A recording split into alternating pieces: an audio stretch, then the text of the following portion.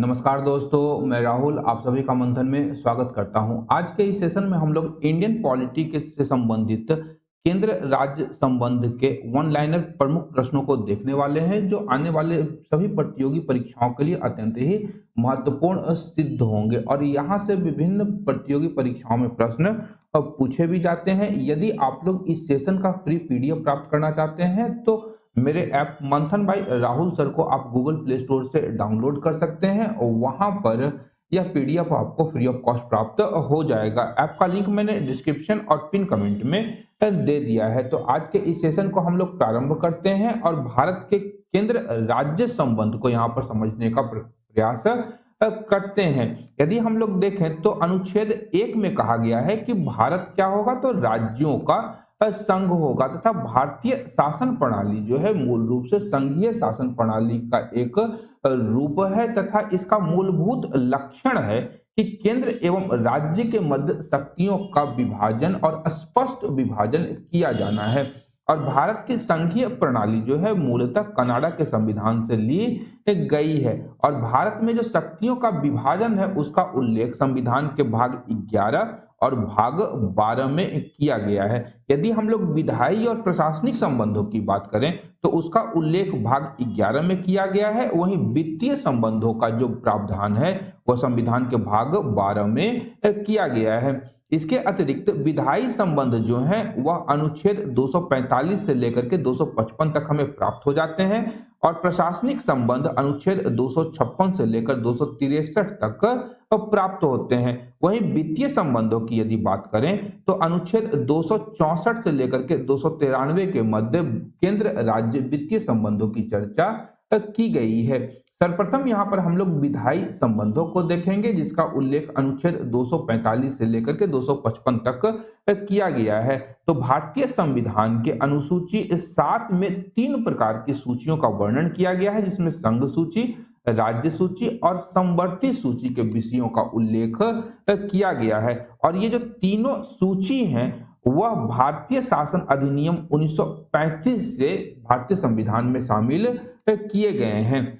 अब यदि हम लोग देखें तो कौन से अनुच्छेद केंद्र तथा राज्यों के मध्य विधायी शक्तियों के वितरण से संबंधित हैं या विनियमित करते हैं, तो अनुच्छेद 245 और अनुच्छेद 246 जो है केंद्र और राज्य के मध्य विधायी शक्तियों के वितरण को विनियमित करते हैं। नेक्स्ट है कि संसद अथवा राज्य विधान मंडलों को अनुसूची 7 में वर्णित विषयों पर विधि बनाने का अधिकार किस अनुच्छेद के तहत प्रदान किया जाता है, तो अनुच्छेद 246 में यह प्रावधान किया गया है कि संसद और राज्य विधान मंडल अनुसूची 7 में वर्णित विषयों पर विधान या कानून बनाएंगे। वहीं संघ सूची में जो वर्णित विषय है उस पर कानून बनाने का जो अनन्य अधिकार दिया गया है वह संघ को या केंद्र को दिया गया है। वहीं राज्य सूची के विषयों पर कानून बनाने का जो अधिकार है वह राज्य विधान मंडल को दिया गया है। परंतु विभिन्न परिस्थितियों में या परिस्थितियों वश जो राज्य सूची है उस पर संसद भी कानून बना सकती है। और मूल संविधान में यदि हम लोग बात करें तो संघ सूची में विषयों की जो संख्या थी वह 97 थी। ध्यान रखिएगा, संघ सूची में विषयों की संख्या मूल संविधान में 97 थी। वहीं गणना की दृष्टि से यदि देखा जाए तो वर्तमान समय में संघ सूची में विषयों की संख्या कितनी हो गई है, 100 हो गई है, लेकिन अभी भी अंतिम प्रविष्टि जो है उसकी संख्या 97 है। नेक्स्ट है कि 44वें संविधान संशोधन द्वारा सेवा कर को किस सूची में रखा गया था, तो संघ सूची में रखा गया था। किसे, तो आपका सेवा कर को, सर्विस टैक्स को 44वें संविधान संशोधन के द्वारा।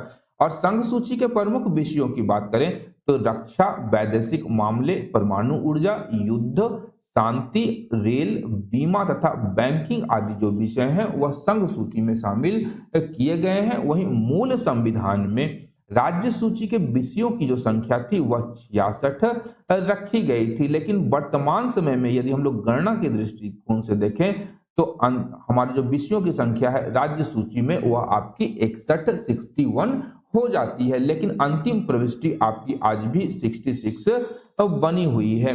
वहीं 42वें संविधान संशोधन के द्वारा राज्य सूची से कुछ विषयों को समवर्ती सूची में स्थानांतरित किया गया था। कौन कौन से विषय थे? तो वन, शिक्षा, वन्य जीवों और पक्षियों का संरक्षण तथा बाट और माप को राज्य सूची से समवर्ती सूची में स्थानांतरित किया गया था 42वें संविधान संशोधन के द्वारा। और यदि हम लोग समवर्ती सूची के प्रावधान की बात करें तो भारतीय संविधान में समवर्ती सूची का प्रावधान ऑस्ट्रेलिया के संविधान से लिया गया है। वहीं संसद तथा राज्य विधान मंडल दोनों समवर्ती सूची के विषयों पर कानून या विधान बना सकते हैं। नेक्स्ट है कि संसद तथा राज्य विधान मंडल द्वारा समवर्ती सूची के किसी विषय पर बनाई गई विधियों में विरोध होने पर किसके द्वारा निर्मित विधि प्रवर्तनीय होती है? तो संसद के द्वारा बनाई गई विधि और राज्य सरकार के द्वारा बनाई गई विधि जो कि समवर्ती सूची का विषय होगा, तो इस सूची पर बनाई गई विधियों में जब दोनों का कंट्राडिक्शन होता है तो केंद्र के सूची को वरीयता या प्राथमिकता दी जाती है और इसका उल्लेख किया गया है अनुच्छेद 254 में। नेक्स्ट है संघ सूची के विषयों पर विधि बनाने का अधिकार केवल संसद को दिया गया है और मूल संविधान में समवर्ती सूची में जो है आपका शामिल कुल विषय कितने थे? तो 47 विषय थे। लेकिन वर्तमान समय में यदि गणना के दृष्टिकोण से हम लोग बात करें तो समवर्ती सूची में कुल विषयों की संख्या 52 हो गई है और 42वें संविधान संशोधन के द्वारा ही यहाँ पर एक नवीन विषय जोड़ा गया था, जनसंख्या नियंत्रण और परिवार नियोजन, और इसे समवर्ती सूची में शामिल किया गया था। इससे पूर्व हम लोग देख चुके हैं कि समवर्ती सूची में 42वें संविधान संशोधन के द्वारा वन, शिक्षा, वन्य जीवों और पक्षियों का संरक्षण तथा बाट और माप को शामिल किया गया था। नेक्स्ट है अवशिष्ट विषयों का प्रावधान किसमें किया गया है? तो अवशिष्ट विषयों का प्रावधान संघ सूची के अंतर्गत किया गया है और प्रविष्टि 97 जो है उसमें अवशिष्ट विषयों का उल्लेख किया गया है, जिस पर कानून या विधान बनाने की जो शक्ति दी गई है वह केंद्र या संघ को प्रदान की गई है। नेक्स्ट है किस अनुच्छेद के तहत अवशिष्ट विषयों पर विधि बनाने का जो अधिकार है वह संसद को प्रदान किया गया है? तो अनुच्छेद 248 के तहत अवशिष्ट विषयों पर विधि बनाने का अधिकार संसद को प्रदान किया गया है। यानी अवशिष्ट विषय में वैसे विषय को शामिल किया गया है जो राज्य, संघ और समवर्ती सूची में शामिल नहीं की गई है, और उन सभी विषयों पर जिन्हें इन तीनों सूचियों में शामिल नहीं किया गया है उन पर कानून बनाने का अधिकार संघ को दिया गया है। नेक्स्ट है भारतीय संविधान का अनुच्छेद 249 किससे संबंधित है? तो राज्य सूची के विषयों पर संसद की विधायी शक्तियों से संबंधित है भारतीय संविधान का अनुच्छेद 249, और इसके अंतर्गत संसद को यह अधिकार दिया गया है कि कोई भी विषय यदि राष्ट्रीय हित का है तो राज्य सूची के विषय पर कानून संघ बना सकती है। लेकिन यहाँ पर एक प्रमुख प्रावधान है कि जब तक राज्यसभा उपस्थित और मतदान करने वाले सदस्यों के विशेष बहुमत से यह प्रस्ताव पारित न कर दे कि उक्त विषय राष्ट्रीय महत्व का है, तब तक संसद इस पर कानून नहीं बना सकती है, और इसका उल्लेख संविधान के अनुच्छेद 249 में किया गया है। और राष्ट्रीय हित में राज्य सूची के ऊपर जो संसद कानून या विधान बनाई है उसकी अधिकतम आयु या उसे कब तक लागू रखा जा सकता है? तो अधिकतम 1 वर्ष तक लागू रखा जा सकता है, और समय समय पर यदि राज्यसभा उसके प्रावधान को, उसकी अवधि को बढ़ाना चाहती है तो 1 वर्ष के लिए उसे लगातार बढ़ाया जा सकता है, वह भी राज्यसभा के द्वारा।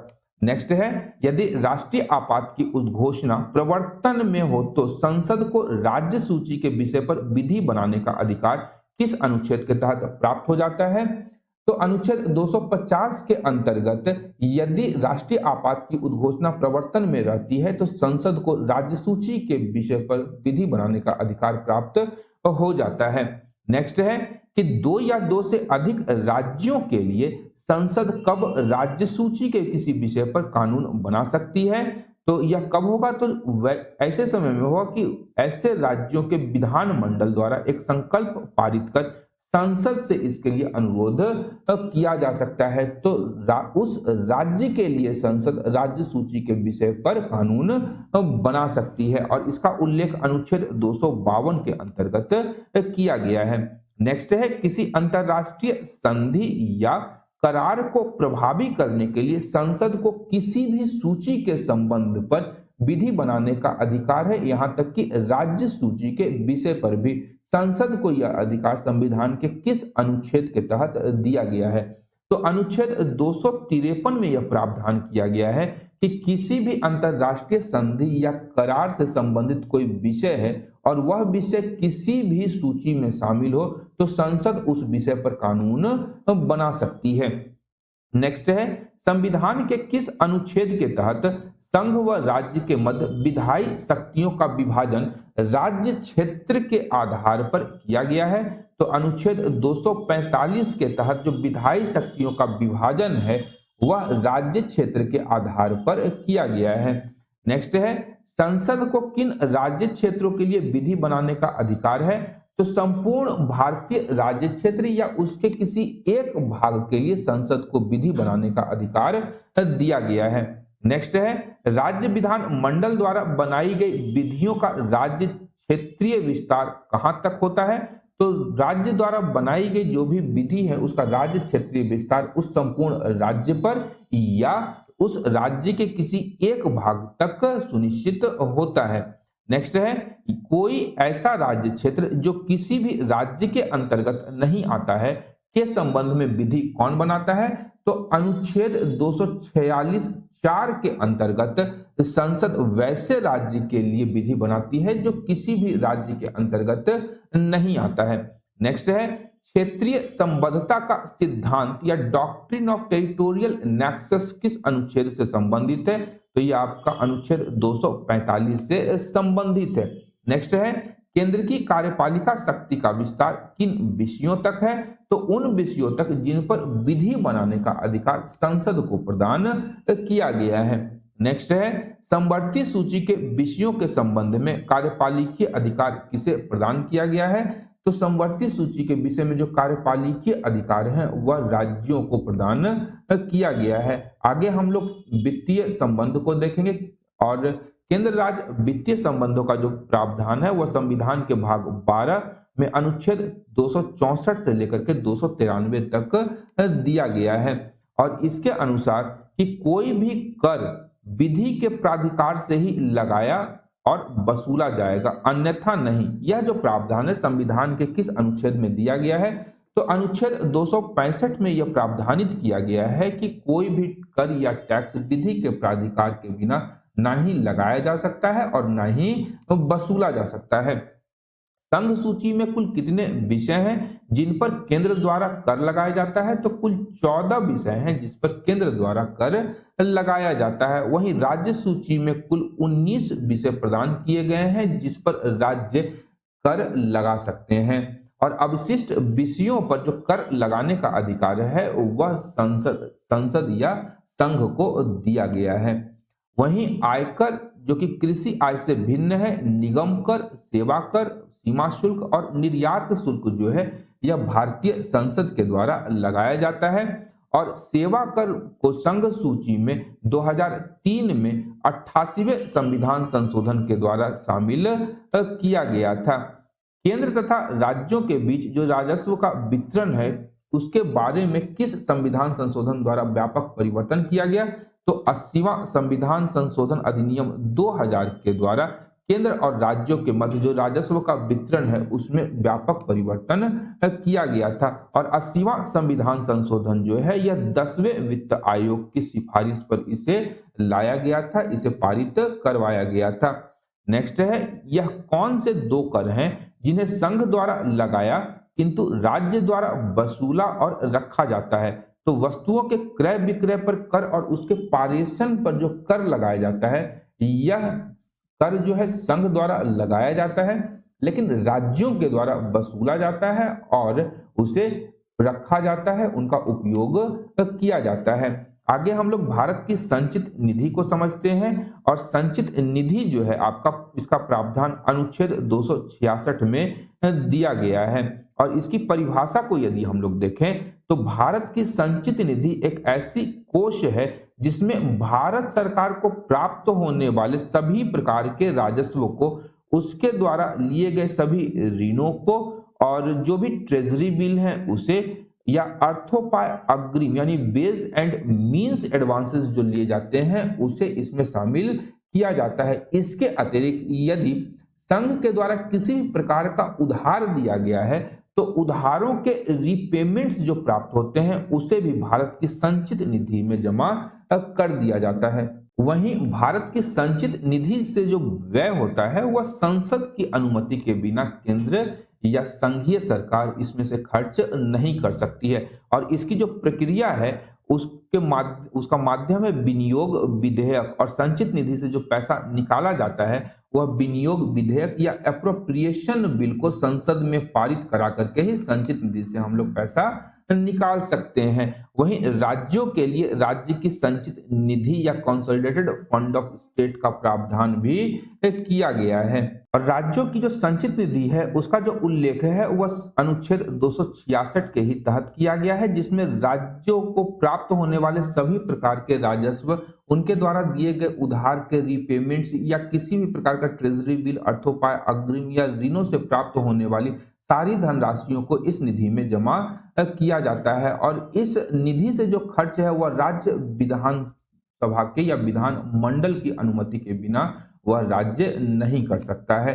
नेक्स्ट है आपका लोक खाता या सार्वजनिक खाता, जिसे हम लोग पब्लिक अकाउंट्स के रूप में जानते हैं, और इसके विषय में जो प्रावधान किया गया है वह अनुच्छेद 266(2) के तहत किया गया है, जिसमें बताया गया है कि संघ और राज्यों का अपना एक लोक खाता या सार्वजनिक खाता होगा, और इसके परिभाषा के विषय में बताया गया है कि लोक खाता वह खाता है जिसमें समुचित सरकार द्वारा प्राप्त सभी अन्य लोक धनराशियां को जमा किया जाता है।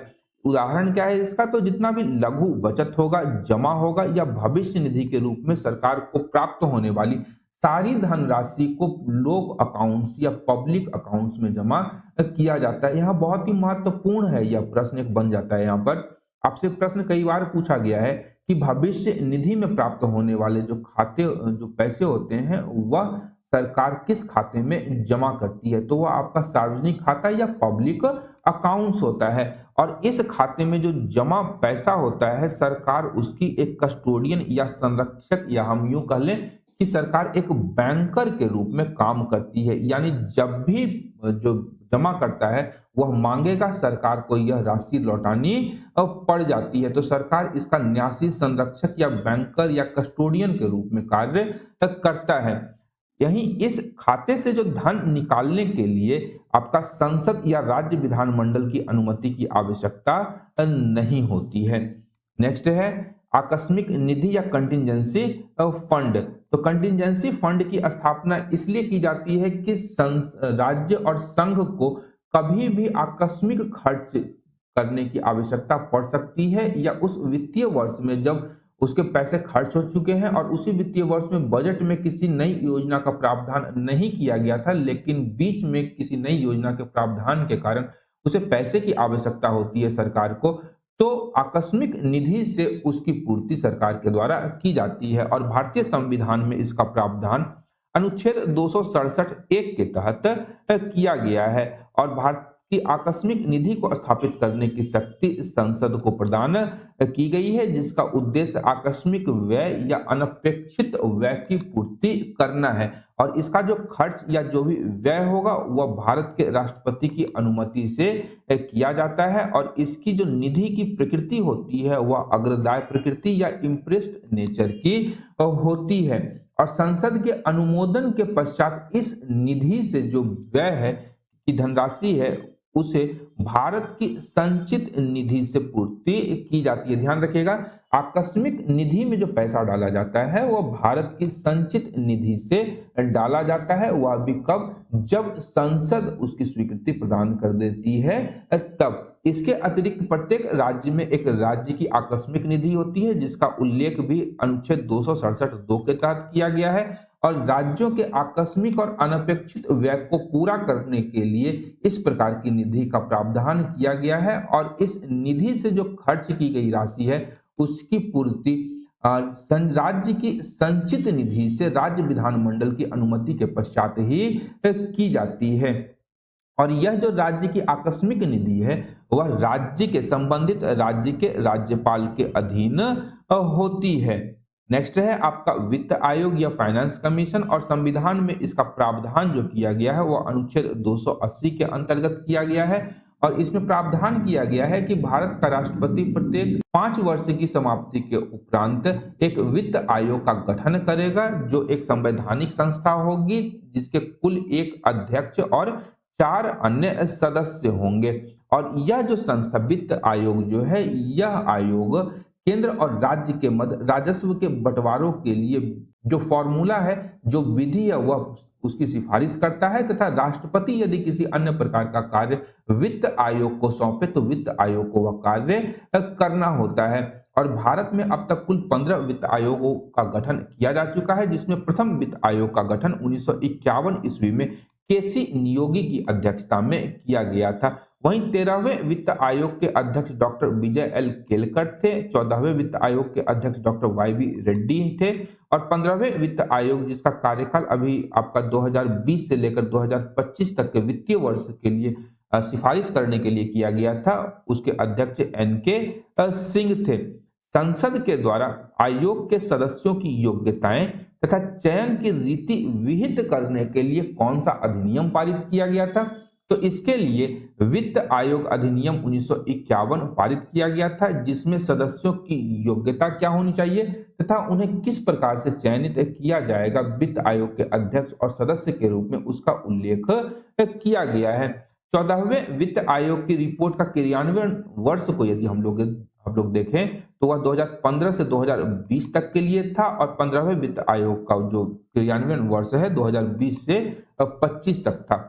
इसके अतिरिक्त यदि किसी कर या शुल्क के संबंध में शुद्ध आगम की गणना करना पड़े तो वह कौन करता है? तो भारत का नियंत्रक और महालेखा परीक्षक CAG, कंप्ट्रोलर और auditor general of India, Bharat के किसी कर या शुल्क के संबंध में शुद्ध आगम की गणना करता है।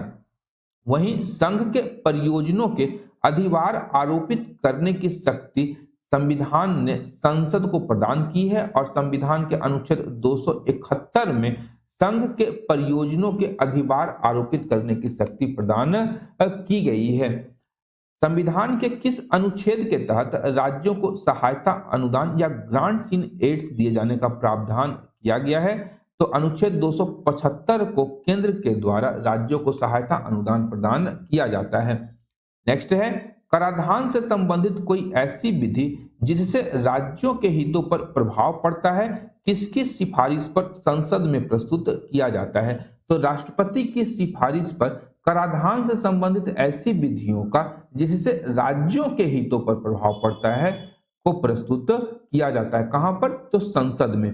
नेक्स्ट है केंद्र सरकार को किस अनुच्छेद के तहत उधार लेने की शक्ति है? तो अनुच्छेद 292 के तहत केंद्र सरकार किसी भी वित्तीय संस्था राष्ट्रीय या अंतर्राष्ट्रीय स्तर से उधार लेने की शक्ति प्रदान की गई है।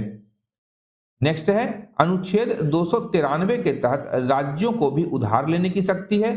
राज्य की शक्ति केंद्र से किस एक बात से मुख्यतः भिन्न है? तो राज्यों की विदेश सरकार या संस्थाओं से उधार लेने की शक्ति नहीं है, वहीं केंद्र या संघीय सरकार जो होती है वह विदेशी सरकारों और संस्थाओं से उधार ले सकती है। आगे हम लोग प्रशासनिक संबंधों को देखेंगे, और प्रशासनिक संबंधों के अंतर्गत राज्यों का यह कर्तव्य है कि वह अपनी कार्यपालिका शक्ति का प्रयोग इस प्रकार करे जिससे कि संघ को अपनी कार्यपालिका शक्ति के प्रयोग में कोई कठिनाई न हो।